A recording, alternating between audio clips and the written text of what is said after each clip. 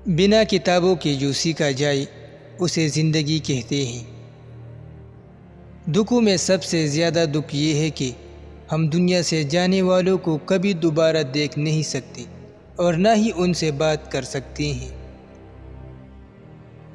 ہم جس چہرے کے ساتھ پیدا ہوتے ہیں وہ ہمارا انتخاب نہیں ہوتا، مگر جس کردار کے ساتھ ہم مرتے ہیں اسے تراشنے کے ذمہ دار ہم خود ہوتے ہیں۔ وہ ہمارے لفظوں، خیالوں اور عمل کا عکس ہوتے ہیں۔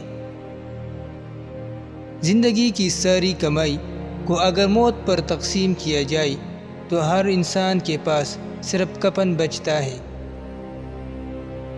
گھڑی کی ٹک ٹک کو معمولی نہ سمجھو، یہ زندگی کے درخت پر کلہاڑی کے وار ہیں۔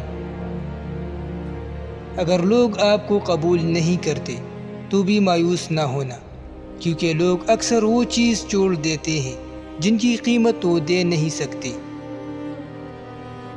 محبت یہ نہیں کہ ایک دوسرے کو ذہنی مریض بنا دیا جائے، بلکہ محبت تو ایک دوسرے کی تھکاوٹیں سمیٹ لینے کا نام ہے۔